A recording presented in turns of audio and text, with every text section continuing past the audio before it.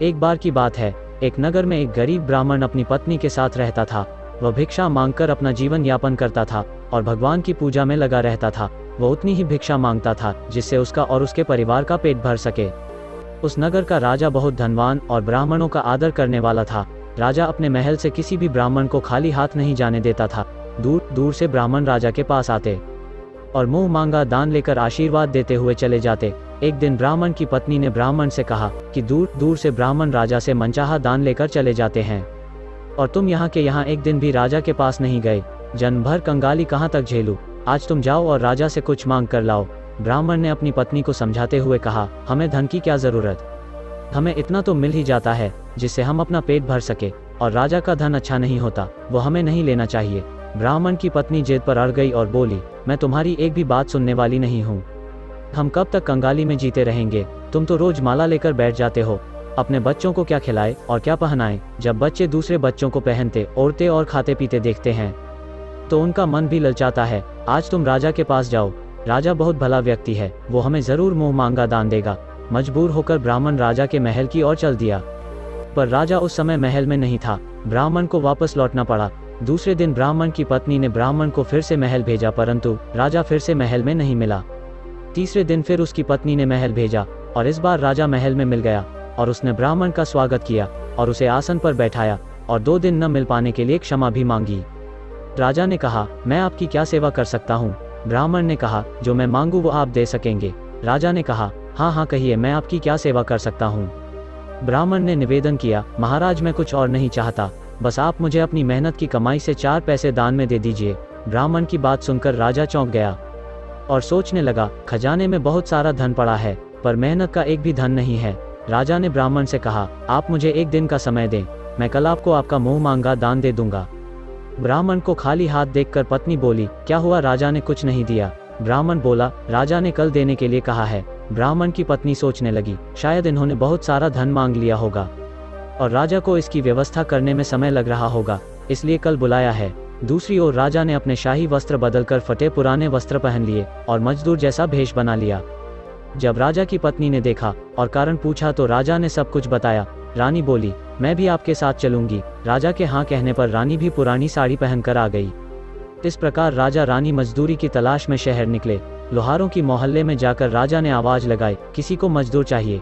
आखिर एक लोहार ने उन्हें बुला लिया। पहिए पर हाल चढ़ाने की तैयारी कर रहा था। उसने राजा से कहा, देखो तुम्हें पहले भट्टी में लकड़ी डालकर भट्टी को धोखना पड़ेगा और जब आग आ जाए तो लोहे को गर्म करके उसके बाद लोहे को पीटना होगा। फिर रानी की ओर देखकर कहा, तुम्हें कुएं से पानी लेकर हौदी भरनी पड़ेगी और कोयले वाले घर से कोयला लेकर भट्टी में डालना होगा। तुम दोनों को दिन भर में 2-2 आने मिलेंगे। अगर काम पसंद हो तो बोलो, नहीं तो अपना रास्ता नापो। राजा रानी लोहार के बताए काम को करने लगे। राजा भट्टी धोखने लगा पर उससे काम ठीक से नहीं हो पा रहा था। लोहार नाराज होकर राजा को ठीक से काम करने के लिए कहता। राजा जैसे तैसे अपना काम करने लगा। रानी भी कुएं से पानी भरकर लाने लगी। रानी के हाथ में छाले पड़ गए। किसी तरह बड़ी कठिनाइयों से उसने पानी का हौद भरा। उसके बाद रानी कोयला लाकर भट्टी में डालने लगी। कोयला भरने से रानी के गोरे हाथ और कपड़े काले पड़ गए। भट्टी में आग आने पर लोहार ने भट्टी में से लोहा निकालकर पहिए पर जमाया और एक हथौड़ा अपने हाथ में लेकर और एक राजा के हाथ में देकर कहा, देखो बारी बारी से हथौड़ा इस पर पटकना, हाथ इधर उधर न होने पाए। राजा जोर जोर से हथौड़ा पटकने लगा लेकिन उसका निशाना ठीक नहीं बैठता था। कभी हथौड़ा हाल पर गिरता तो कभी पहिए पर। मजदूर का हाल देखकर लोहारिन बड़बड़ाती हुई आई और लोहार से कहने लगी, तुमने कहाँ से यह नौसिखिए मजदूर काम पर लगाए हैं? इनसे काम नहीं होगा, यह सस्ते मजदूर तुम्हारा हर काम बिगाड़ देंगे। राजा रानी उन दोनों की फटकार सुनते सुनते अपना काम मन लगाकर करते रहे। हथौड़ा पटकते पटकते राजा का शरीर पसीने से तरबतर हो गया था और जोर जोर से सांस चलने लगी। रानी भी पानी भरते भरते और कोयला झोंकते झोंकते थककर चूर हो गई। दोनों ने पूरे दिन बहुत मेहनत की। लोहार ने राजा रानी को 2-2 पैसे दिए जिसे वो बड़ी खुशी खुशी लेकर महल आ गए। आज उन्हें पता चला कि मेहनत की कमाई कैसी होती है। राजा ने 4 पैसे अलग रख दिए और अगले दिन ब्राह्मण को बुलाकर उसे दे दिए। ब्राह्मण राजा को आशीर्वाद देकर घर लौटा और ब्राह्मणी से कहा, लो मैं राजा के यहाँ से दक्षिणा ले आया हूँ। ब्राह्मणी खुश होकर दौड़ती हुई आई, पर जब उसने 4 पैसे देखे तो वह ठिठक कर रह गई और उन्हें दूर फेंक दिए। वह जल भूनकर ब्राह्मण से बोली, तुम जैसे दरिद्र से राजा के यहाँ जाकर भी कुछ न मांगा गया, शर्म भी नहीं आती, कहकर रूठ कर चली गई और बहुत देर तक बड़बड़ करती रही। ब्राह्मण ने उन पैसों को उठाकर तुलसी घर के पास रख दिए और सोचा जब ब्राह्मणी शांत हो जाएगी तो जरूरत पड़ने पर उठा लेगी। परंतु कई दिनों तक पैसे वही रखे रहे और फूल बेलपत्र ऊपर से गिरने की वजह से मिट्टी में दब गए। ब्राह्मण और ब्राह्मणी दोनों ही उन सिक्कों के बारे में भूल गए। कुछ दिनों बाद तुलसी घर में 4 पौधे उगे। चारों पौधे बहुत सुंदर थे। यह देख ब्राह्मणी रोज उनमें पानी डाल देती। 6 महीने बाद वह पौधे बड़े हो गए और उनमें फूल उगने लगे। फूल सूखने पर इनसे मोती झरने लगे। ब्राह्मण और ब्राह्मणी ने कभी मोती नहीं देखे थे। वह समझे कि कोई बीज है। हर रोज कई फूल झड़ते और बहुत सारे मोती पूरे तुलसी घर में बिखर जाते।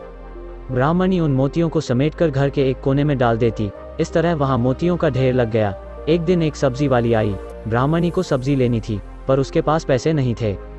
उसने सब्जी वाली से कहा, क्या तुम इन चमकदार बीजों के बदले सब्जी दे सकती हो? सब्जी वाली ने देखा तो वह तो पहचान गई कि यह तो मोती है। उसने खुशी खुशी ब्राह्मणी को उन मोतियों के बदले उसकी मनपसंद सब्जी दे दी। अब से हर रोज ऐसा ही होने लगा। ब्राह्मणी और सब्जी वाली दोनों खुश थे। सब्जी वाली यह सोचकर खुश थी कि मुझे एक पैसे की सब्जी के बदले हजारों का माल मिलता है, और ब्राह्मणी यह सोचकर खुश थी कि इस बीजों के बदले सब्जी मिल जाती है। इस प्रकार कई महीने बीत गए। उधर राजमहल में कई हंस थे जो मोती चुगते थे। राजा का यह नियम था कि जब राजहंस चुग लेते थे उसके बाद ही राजा और उसका परिवार भोजन करता था। एक समय बाद राजा का सारा धन और मोती दान देने में खर्च हो गया। अब राजा के पास मोती खरीदने तक के पैसे नहीं बचे। यह खबर पूरे नगर में फैल गई। ब्राह्मण और ब्राह्मणी को जब यह पता चला तो उन्होंने यही विचार किया कि राजा बहुत दानी और नेक दिल है। उसने अपना सब कुछ दान कर दिया, यहाँ तक कि शायद उनके पास खाने को भी कुछ नहीं है। ऐसे हालत में हमें उन लोगों की सहायता करनी चाहिए। ब्राह्मण ने ब्राह्मणी से कहा, अगर तू कहे तो इसमें से कुछ बीज राजा को दे दूं। तू कहती है इससे सब्जी और खाने की चीजें मिल जाती है। ब्राह्मणी ने कहा, हाँ, मैं रोज इसके बदले सौदा किया करती हूँ। ऐसा कहकर ब्राह्मणी एक टोकरी बीज भर लाई। ब्राह्मण राजा के पास पहुंचा और उसे वो मोती दिए और राजा को सारी बात बताई। राजा उन मोतियों को देखकर चौंक गया। उसने मोती राजहंस को दिए। राजहंस मोतियों को चुगने लगे। यह देख राजा ने ब्राह्मण से कहा, एक एक मोती सैकड़ों रुपए का है। सच बताएं, आपके पास इतने मोती कहाँ से आए? ब्राह्मण बोला, महाराज, ऐसे बीज तो हमारे घर में बहुत है। और राजा को पूरी बात बताई। राजा अपने मंत्रियों के साथ ब्राह्मण के घर पहुंचा और उन चारों पेड़ों को देखा। पूछताछ में उन सिक्कों वाली बात सामने आ गई। जब पेड़ों को देखा तो उन जड़ों के पास वही सिक्के चिपके हुए थे। आज ब्राह्मण ब्राह्मणी को मालूम हुआ कि जिसे वह साधारण बीज समझते थे वह लाखों करोड़ों की दौलत है। ब्राह्मण ने सोचा कि मेरे लिए यह धन किस काम का। ऐसा सोच ब्राह्मण ने सारे मोती राजा को दान में दे दिए। राजा की आंखें भी खुल गई। मेहनत की धन की कीमत उन्हें मालूम पड़ गई। उस दिन राजा ने प्रण कर लिया कि मैं खजाने के पैसे से एक भी पैसा अपने खर्च में नहीं लगाऊंगा। अपना खर्चा मेहनत करके चलाऊंगा। राजा ने अपने खजाने और ब्राह्मण के दिए मोती जनता के हित के लिए दिए। जैसे ब्राह्मण और राजा ने धर्म का पालन किया, भगवान करे सब ऐसा ही करे।